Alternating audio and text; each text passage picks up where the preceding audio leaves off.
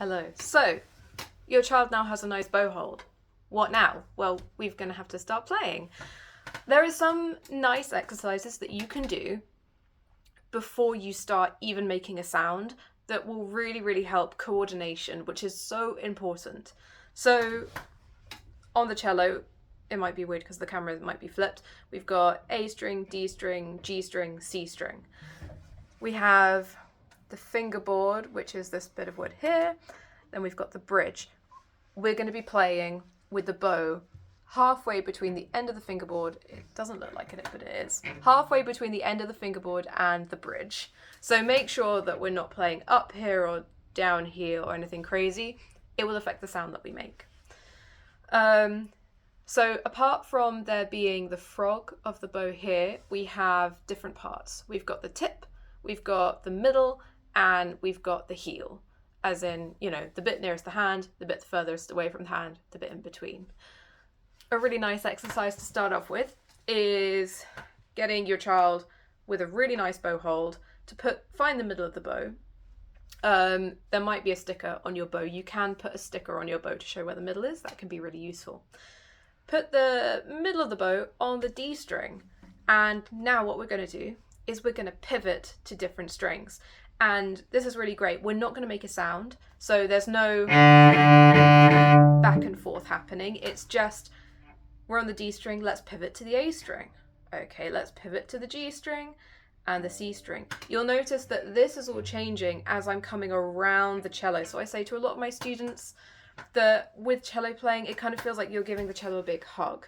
And because, say, on the C string, our arm is nice and low, you'll notice your cello has these two C curves.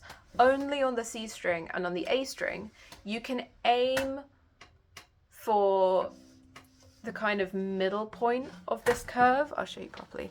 So maybe you can aim for the middle point of this curve with your bow, not touching it, but just kind of aligning with that. And that means that you'll get the right bow angle, which is something that we talk a lot about, especially with beginners. So on the C string, we can use the C curve, which is this bit on the side of the bow, to help with bow angle. Same thing on the A string on this side. So you can look on your child's cello just to find out where that middle point is. And it's not touching that bit of the cello. It's just making sure that where your bow is on the string and where the middle of the C curve is like aligned. And that's really helpful. So we've got this exercise of just pivoting from string to string, just to see how it feels. And then we can do something called long bows, which is just, does what it says on the tin. We always start at the heel, and we're going to go all the way to the tip, and we're going to go back again. When you're changing bow, as in changing direction, make sure that you keep the bow on the string. So sometimes it's tempting for children to go, okay, another one, like this. And whilst that is a technique that we do use sometimes, I want to make sure that we're really confident with keeping the bow on the string first. So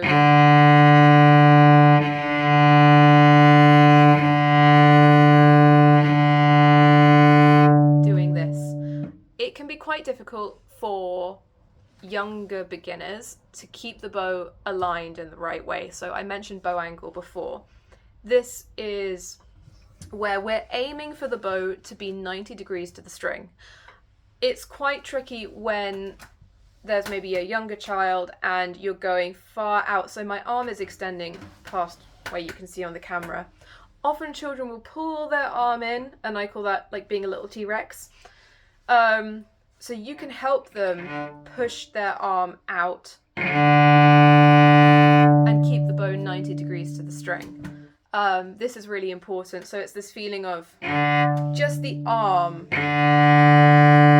coming away in a straight line with the bow and not pushing in or going the other direction. It will be obvious from you looking at it, but it might not be obvious to the child who's doing it because their perspective's up here and it looks different. Which brings me to something else, which is another exercise that you can help your child with, along the same vein of knowing where the arm goes.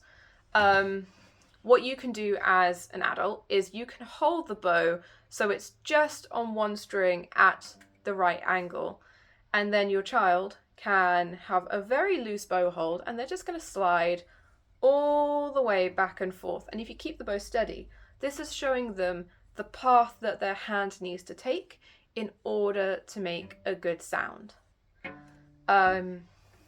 So we've got pivoting on the bow, we've got making sure we're at the right angle with the C curves, 90 degrees to the string, and now we've got this exercise that you can help with to help show where the angle is. All of these things are really useful, and I think starting with long bows and making sure that you can do long bows that make a consistent sound. So it might be tempting, you know, if a child is like, oh, I'm going to be creative, to make a whoosh sound, which is making the bow go faster or giving it more pressure. Try and keep it consistent to begin with, and then you can ask questions such as, which is what I do in lessons sometimes, can you make a really soft sound with the bow? How do we change what we do? And it's obviously a lighter hand, maybe using less speed with the bow. Or, oh, I want you to make a really loud sound with the bow. Well, obviously that's really using the weight of the arm to sink into the string and maybe having a quicker bow. And you can play around with that as you are practicing. And we haven't even gone on to thinking about putting the right hand and the left hand together. But I think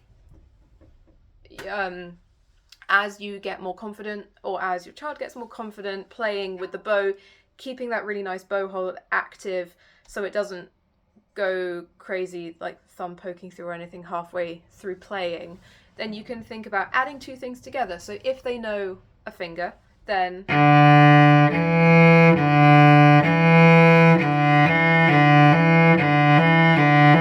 we can experiment with that sort of thing. But there'll be more guidance on that to follow. Thank you very much.